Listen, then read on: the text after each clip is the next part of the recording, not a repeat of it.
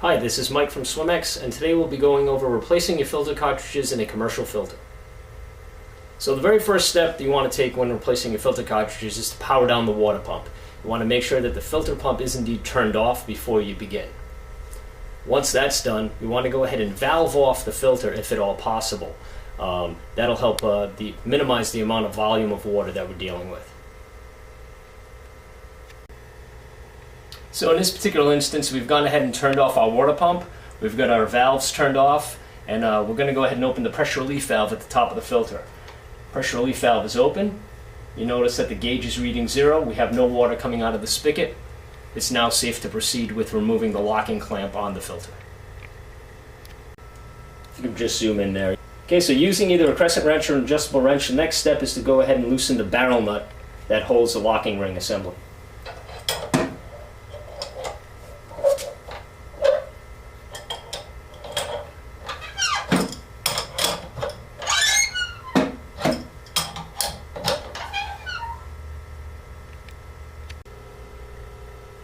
Okay, we'll finish loosening the barrel nut.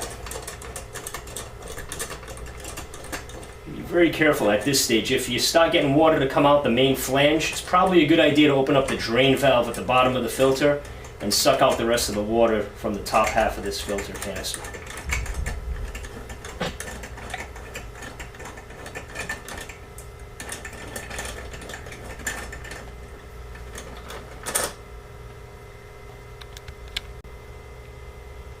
Okay, now we'll remove the locking ring. Careful of this guy, a little awkward. Set that aside.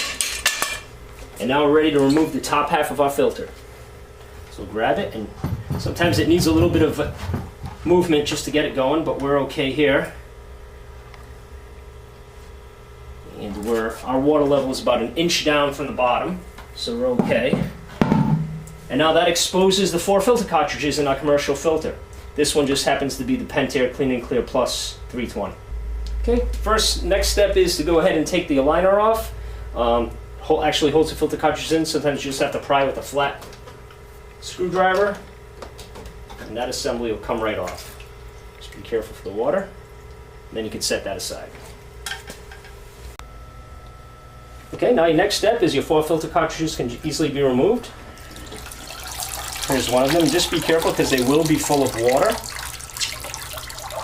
So now what you can do is take your 4 filter cartridges out. You can go ahead and clean them and then replace them, or replace it with a new one. We recommend replacing with the new, but I know customers like to go ahead and get the most life out of these cartridges, so they'll go ahead and soak them in bleach overnight, rinse them off, and then reuse them. But eventually you're going to have to replace them because they will fray over time. So once you have your 4 new filter cartridges or your 4 cleaned cartridges, you go ahead and reinsert them the same way that you took them off.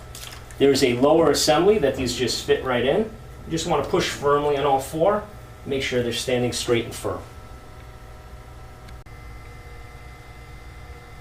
Okay, and next step before putting the top assembly back on is actually clean this output filter.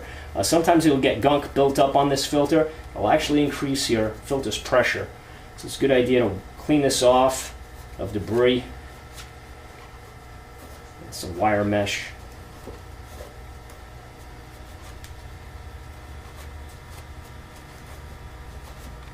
And that looks a lot better. Okay, now we'll go ahead and put that top assembly back on. Just got to align it just right. Press it firmly in. And your top assembly is back on.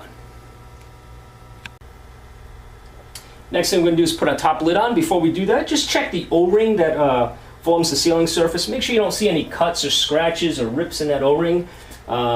Usually it doesn't have to be replaced frequently, so usually just a visual check is all that's needed. And now we'll go ahead and take the top half of the filter assembly, put that back on. Push firmly on it, and we'll get ready for our locking ring next. Okay, so go ahead and put that locking ring in. The trick is go ahead and get the threaded rod to go through the assembly there, so you can go ahead and put the barrel nut back on. It may be easier to get yourself an assistant to help you just hold the locking ring in place while you're going through that. And next, we'll hand tighten on the barrel nut.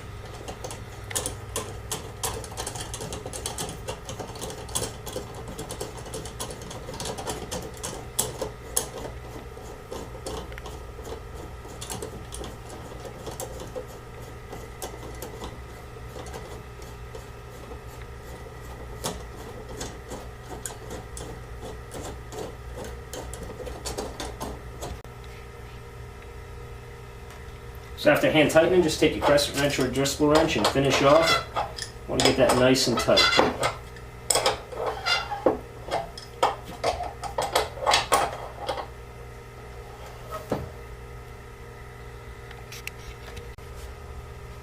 You don't want to over tighten, but you do want that spring nice and tensioned, and that completes putting on the top assembly.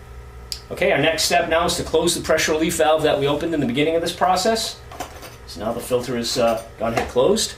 Our next step is to go ahead and open up the valves that we closed to isolate the filter. Open that up to bring everything back to its normal operating condition. And then you can go ahead and refill the pool or refill the filter in this instance. And then turn your filter pump back on. And the last step is to release the pressure, air pressure from the bleeder valve. Okay, so now we've gone ahead and completed the process of changing the filter cartridges. We've closed our pressure relief valve. We've gone ahead and opened up all the valves in our plumbing. The pool is filling with water, and as soon as that's done, we'll turn our pump back on. Once your pump's back on, the only thing left to do is bleed any air that's in the filter assembly. And all you would do is go over to your pressure relief valve, hold up a small bucket, crack this open, and you'll get some air to spit out. And as soon as a jet of water comes out, you can go ahead and close the pressure relief valve. And that completes the process, changing your filter on the Pentair Clean and Clear Plus 320 filter.